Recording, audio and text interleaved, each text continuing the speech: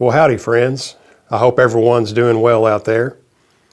I mentioned in a recent video that I wanted to talk about my dad sometime on the channel, and I think now's a good time to do that.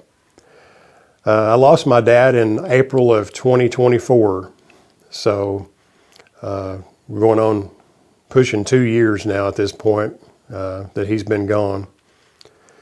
He had heart disease is what took him away from us. And without going into details about that, I wanted to talk about my dad and his life. He was an only child. My grandma and grandpa Apple, they were old-time musicians. They played music and had a band back in the day. We're probably talking the late 30s, early 40s. They had a band and played together. And my dad, of course, come up around music, and that's some of my earliest memories is remembering music at my grandma and grandpa's house and hearing my dad play music. He was a guitar player and singer. And he is the one actually that kind of helped me get started playing the mandolin. I started out on the mandolin, in case any of you don't know, and then picked up the guitar later on. But my dad, he showed me my first chop chords on the mandolin, and you know, for the longest time, that's all I could do. I couldn't even make the four-fingered chop chord. I made the three-fingered chop chord because my fingers were small enough at that time. I couldn't get the pinky over there and get the top string on most of the chop chords. So I played three-finger chops, and I learned how to keep time that way, which was important. And then later on, my grandpa Apple picked up, you know, he had more time. He was retired by that point, and he picked up with myself and my brother, and we continued to learn from there. And of course, my dad was involved too. He and my mom, they actually met through music too, by the way. We had a family band, my dad and my mom and myself and my brother there for a long time, and we played throughout the late 80s through the 90s and in the 2000s at different festivals, and we played regularly at the Ozark Folk Center in Mountain View, Arkansas. It's a Arkansas State Park, and had music there back in the day, and we played there regularly as well as different festivals and events throughout the probably I don't know, 5-6 state area around Arkansas. And I wanted to talk about this to my dad. He had a great ear for music, and I'll give an example of that. Back in 1979, my dad and grandma and grandpa, my mom, decided to start a Bluegrass Festival. In fact, I'm sitting on the grounds of that old festival right now in this building here. But back in 1979, they started that festival up because gatherings at my grandma and grandpa Apple's house had gotten so large that they decided, why not just do this, you know, once a year and have a great big gathering, do it as a Bluegrass Festival. So that's what they did, and it ran 6 different years, 1979 through 84, so there were 6 different festivals. And anyway, to give you an example of my dad's ear for music, we're talking about the days before the internet and MP3s and emails and all that stuff. So bands, if they were wanting to get booked at festivals, a lot of times what they did was send out a demo tape, usually a cassette tape, or some of them would send LPs if they had an album pressed, and send it to festival promoters and try to get booked at festivals.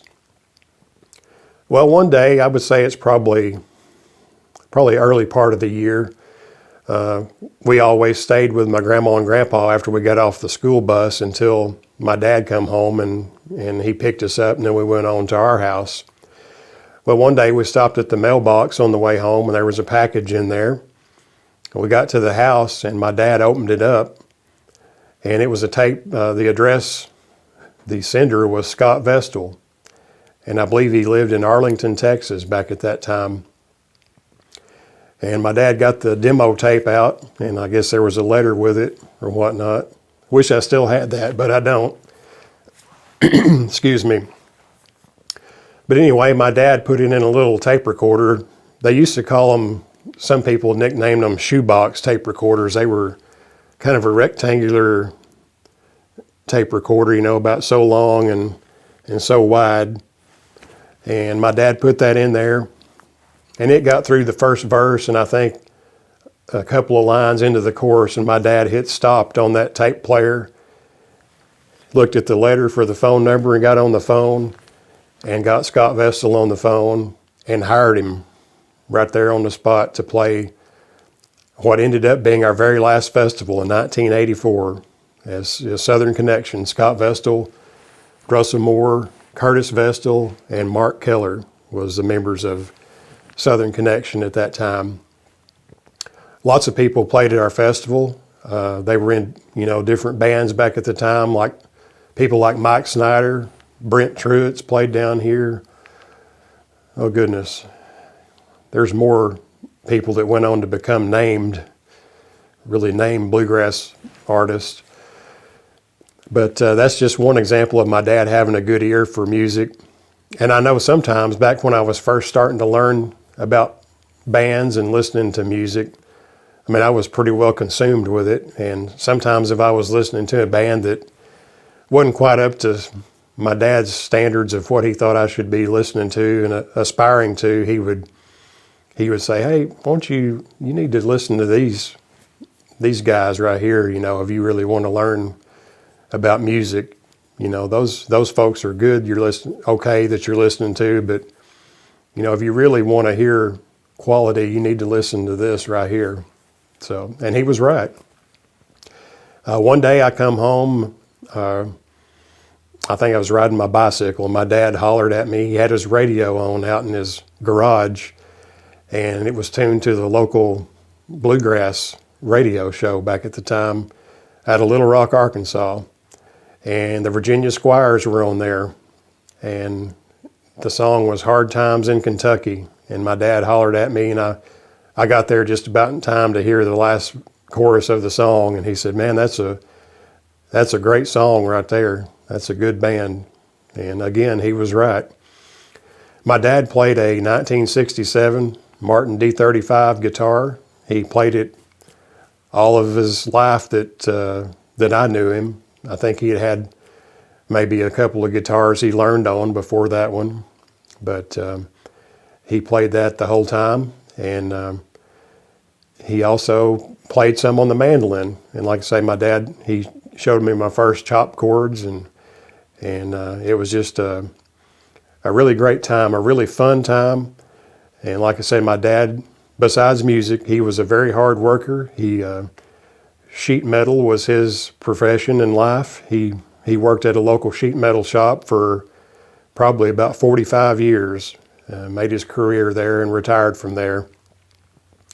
And like I say, he was always busy around the place doing this and that. My dad was one of those people that couldn't sit still very long. He had to be active and had to be doing something, accomplishing something, so I wanted to share that about my dad and just to say I really miss him, but I sure appreciate that he passed his love of music on to me, and maybe I've taken it further than anyone in a family so far. I'm still with it. At this point, I'm the only one still kind of out there doing music in the family, but that's all right.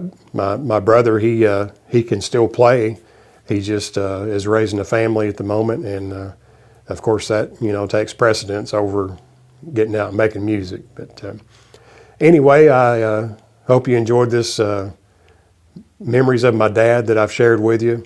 And if you have memories, similar memories, like maybe your parents taking you around to festivals and all that kind of stuff, share them down in the comments, and give me a thumbs up and share this video with your friends out there on Facebook and Instagram and all those places.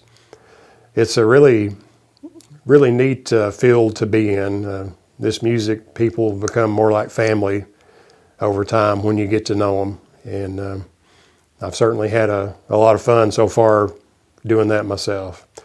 Anyway, I look forward to seeing you guys next time. And there's many more stories I'd love to share with you at some point. But that's enough for now. You guys take care. I'll see you next time. Bye-bye.